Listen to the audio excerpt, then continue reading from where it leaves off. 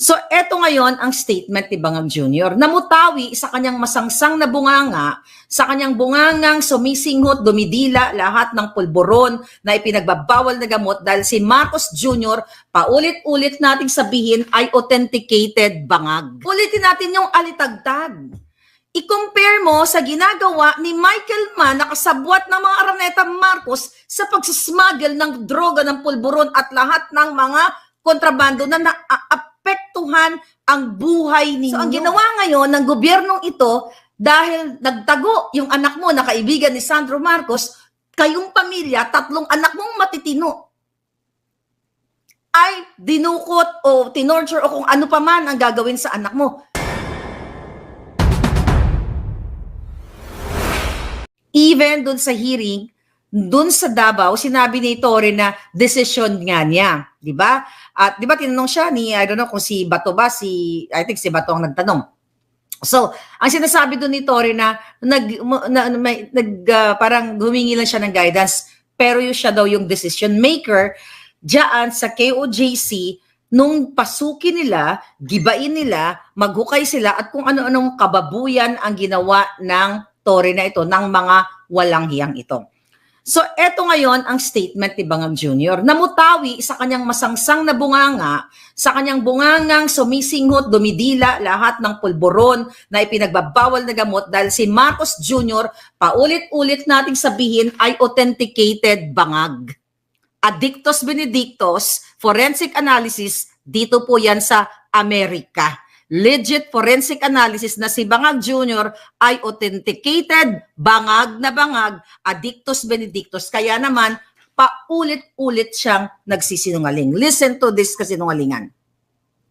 I'm happy that, I'm glad that this is over.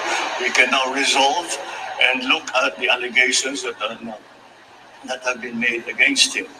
Okay, happy na daw siya. Okay? At titignan daw yung allegations na, you know, na allegations na ibinigay kay Pastor Quiboloy. See? Allegations, not convicted.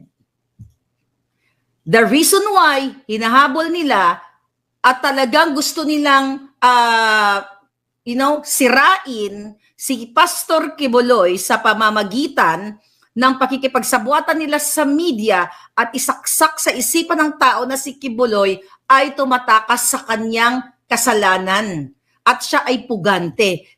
Mula po mismo sa bunganga ng buwakan ng Ginemes na to, na harapin ni Quiboloy ang allegations na inihain sa kanya. Now listen. To commend our PNP. This is police work at its best. This is what the PNP can do pag led well at maganda ang ating pagkakaunawa at pag-coordinate sa iba't ibang ahensya. But this is what policemen do. Okay? So ito daw, talagang kinokomment niya ang PNP, maganda daw ang nangyayari kapag nakipag-anuhan sila sa iba't ibang ahensya. Akala ko ba walang kinalaman itong putang inang ito? Akala ko ba itong Addictos Benedictos na ito ay walang kinalaman sa desisyon ni Torre? See? Mamaya pa, anuhin natin yung kanyang pinagsasabing bangag na to. Go after and enforce court orders and go after those who have had cases filed against them. So pag pinagsama-sama, nakipag-coordinate, parang ang sinasabi niya, mahuhuli o makukuha nila yung to those people na may mga naka-file na kaso sa kanila. Sinabi niya ba na convicted? May naka-file na kaso. Kaya lang talagang tinarget si Pastor Quiboloy dahil sinabi na ni Pastor Quiboloy na willing siyang harapin ang kaso niya sa korte. Kaso ang ginawa ng mga addict na ito, trial by publicity to destroy the Pastor Quiboloy. Actually, kawawa nga kayo mga KOJC at Pastor Quiboloy. Bakit kayo kawawa dito at victim o collateral damage? Ang naging it's not kasalanan. Ang naging issue dito ay naging kaibigan lang ni Pastor Quiboloy ang mga Duterte. Dahil hindi naman politiko si Pastor. Yun ang katotohanan. Mismo, sinasabi ni Bangag Jr. dito na hindi convicted. May mga kaso, may mga allegations. Pero bakit ganito ang trato na kipagsabwatan ang Kongreso, Senado at ang mga buwaka ng Ginemis na ito? Bakit? Alam niyo na sagot, to attack Duterte. Sinabi ko na sa inyo yan, Nobyembre pa lang last year. May sinito lang bago ko makalimutan. Libo-libong mga kapulisan ang pinasugod sa KOJC compound. Pero never nyo nakita na ginawa ni Bangag Jr. na lusubin o hulihin ang mga drug cartel o ang mga pulboronic na kasabwat nila. Sa halip, pinapalabas niya. Si Pastor Kibuloy ay isa lamang individual. Ipagpalagay na natin. Okay? For the sake of this conversation, ipagpalagay na natin na nagkasala si Pastor Kibuloy sa isa, dalawa, tatlong tao na meron sang nagawa yung ina-accuse nila. Okay? So ilang tao, mga kababayan, ang biktima, ang na-damage o naapektuhan. Sabi nating 3, sabi nating 5. Damihan na natin sa kanilang satisfaction. Ikumpara mo sa ginagawa ni Bangag na pakikipag-sabwatan o protekta sa mga pulburon lord. Ulitin natin yung alitagtag.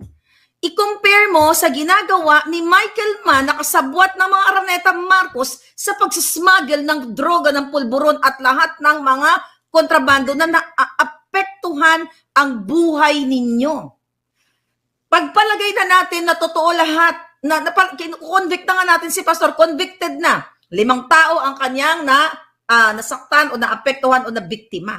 You compare to the millions of Filipinos na pinapatay sa gutom at ginugurgur literal ang inyong mga anak. Chinutsuk-tsak ng mga bangag sa pulburon. Ang inyong mga anak sa mga iskinita, mga dinudukot, dahil binibaby ng buwaka ng inang Ferdinand Marcos Jr., aka authenticated bangag, ang mga pulburon lord. Kaya may krimen minuminuto sa Pilipinas. Si Pastor Kibuloy, ang pinigyan nila ng panahon, pera ng bayan, multimillion, baka umabot pa ng billion, ang ginastos nila doon sa operation para lang sindakin, gurgurin, saktan, sirain ang mga propriedad, guluhin ang mga kabataan sa kanilang pag-aaral, bigyan, i-traumatize ang mga kabataan, kapalit ng isang tao o isang ulo ni Pastor Kibuloy. Kitang-kita sa bunganga, huling-huli, sa bunganga ni Bangag Jr., dito mamaya i-play natin, na tinarget nila, kailangan nilang saktan, kailangan nilang sirain ang simbahan, kailangan nilang sirain ang eskwelahan para mapuwersa si Pastor Kibuloy. Tama ba yan? Na kunyari isa sa kapatid ninyo ang nasangkot na may allegation, tinamnan ng kaso o fabricated crime na inaccuse dahil favorite nila yan gawin. Master ni Lisa Tanas yan. Ni Lisa Araneta Marcos, master ni Lisa ang mag-fabricate ng crime, mag-ayos ng mga pasaporte, when I say mag-ayos, mag-fraud ng mga pasaporte, mang-kidnap, master nila yan. Ang punto de vista ko sa inyo mga kababayan, nakikinig sa akin. Sa pamilya mo, pag ang pamilya mo ba ay nasangkot sa pulburon o nagnak ng hold up dahil siya ay kuning-kuning, di ba? Kasalanan niyo ba lahat yon? Nanay, tatay, may 4 kang anak, ang 3 mong anak, scholar, ang gagaling. Diba? Nag-excel ang mga anak mo dahil mabuti sila eh. Kumbaga, hindi, isa mong anak na nalulong sa pulburon. Dahil pagpalagay natin, kung yung anak mo kunyari ay kaibigan ni Sandro Marcos na magkaklase kunyari sila sa pulburon, bangag na bagag yung anak mo. So ngayon, ay ikinanta ni Sandro Marcos kasi nabuisit siya sa kaibigan niya, which is anak mo kunwari, tapos ngayon huhulihin nila dahil napagtripan ni Sandro Marcos eh. So ang ginawa ngayon ng gobyernong ito, dahil nagtago yung anak mo na kaibigan ni Sandro Marcos, kayong pamilya, 3 anak mong matitino ay dinukot o tinorture o kung ano pa man ang gagawin sa anak mo. Fair ba yun?